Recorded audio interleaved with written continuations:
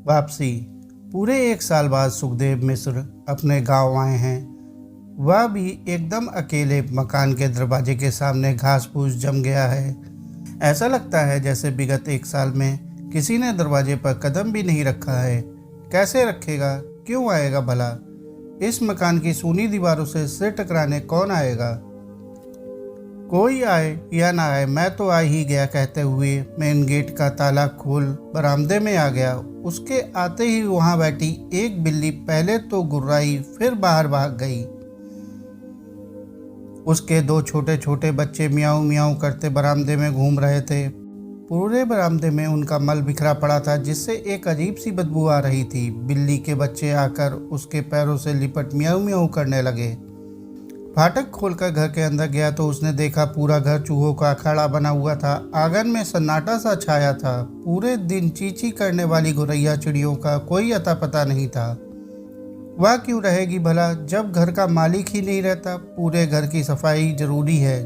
झाड़ू तलाशने पर पता चला कि चूहों ने उसका हजारों हजार टुकड़े कर डाला है। सिर थाम कर रह गया वह। सुबह के आए शाम हो गई। घर और दरवाजे की सफाई धुलाई का काम हो गया है। 2 मजदूर रखने पड़े। दर्जनों टोकरी धूल धक्कर निकला।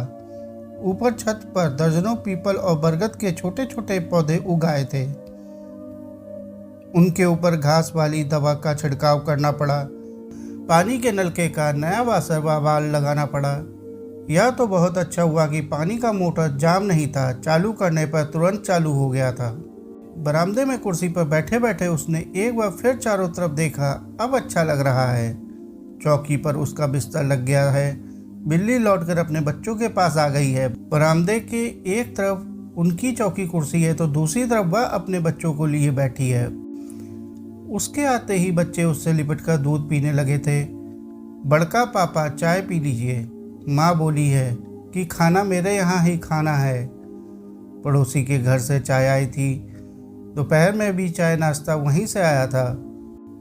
यह पड़ोसी जात का कंगाल है। बहुत अच्छा संबंध है इनसे। अपनी पट्टीदारी का 3 घर है। उसने देखा कि तीनों घरों में कोई रोशनी नहीं थी।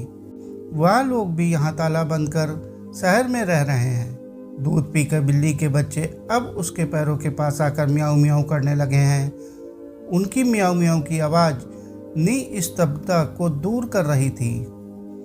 बिल्ली अपनी जगह पर बैठी उसे ध्यान से देखे जा रही थी। उसे देखकर वह अपनी जवानी के दिनों की याद में खो गए। 10-15 दिन की ड्यूटी के बाद जब वह आते थे तब उनके बच्चे भी उनके लाए फल फ्रूट आदि खाकर उनके पास आकर अपनी प्यारी प्यारी बातें करते थे। श्रीमती जी इस बिल्ली की तरह दूर चटाई पर बैठी उन्हें चुपचाप देखती रहती। उनकी बोलती आंखें मानो कहती, देखो तो बच्चे तुम्हारे आने पर कितने प्रसन्न हैं। एक तुम हो कि 15 दिन लगा देते हो आने में। कैसे अच्छे अच्छे दिन इस घर में रहते हुए आए। बड़े बच्चे हुए, उनकी शादी विवाह हुए, बहुएं आई, बेटी विदा हुई। कितना अच्छा चल रहा था, जैसे कि उड़न खटोले पर बैठे उड़ते जा रहे हों। फिर एकदम ठाई की आवाज। उड़न खटोले का एक पंख टूटा, फिर सीधे धरती पर धड़ाम। एक पंख का उड़न खटोला पंचर साइकिल से भी बुरा होता है। साइकिल को तो अकेले अपने कंधे पर उठाकर कहीं ले जाकर ठीक कराया जा सकता है, मगर उड़न खटोला तो गया, अब किसी काम का नहीं। वही हाल उसका भी तो हो गया जीवन साथी के साथ छोड़ जाने के बाद। तीनों बहू बेटे 3 शहर में उनके पास रहना हुआ। शुरुआत पापा मेरे पास क्यों नहीं आते से हुई और अंत हुआ कि उनके पास क्यों नहीं जाते। घड़ी के पेंडुलम की तरह दिन महीने की गिनती कर इधर से उधर जाते बहुत बुरा लगता। आखिर एक दिन जी भर आया और फिर लौट आए अपने पुराने उजड़े घोंसले में, एक थके हारे पक्षी की तरह। बड़े पापा खाना लाया हूँ, खा लीजिए, बर्तन सुबह ले जाऊँगा। हाँ कहकर हाथ मुंह धोकर खाने बैठ गए, मगर भूख न जाने कहाँ चली गई थी। 6 रोटियाँ थी, किसी न किसी तरह 2 रोटी खाई गई। 2 रोटी बिल्ली के सामने डाल दिए। एक कुत्ता न जाने कहाँ से आ गया था, उसे दे दी। एक थाली में ही छोड़कर हाथ मुंह धोकर बिस्तर पर चले गए। नींद गौरैया की चहचहाहट से खुली। उन्होंने देखा आंगन में रखी थाली में पड़ी रोटी। 5-6 गौरैया चहचहाती हुई चोंच मार रही थी। बिस्तर से उठकर वह जल्दी जल्दी अपनी नित्य क्रिया करने लगे। उन्होंने आज बाजार से किराने के सामान के साथ इन्वर्टर के लिए नई बैटरी भी खरीदने का विचार बनाया है। गौरैया की संख्या दर्जन से अधिक हो गई थी। थाली में रोटी में उनके चोंच लगातार चल रहे थे। एक कटोरी में पानी रखते हुए वह मन ही मन बोल पड़े, मेरे साथ इनकी भी वापसी हो गई।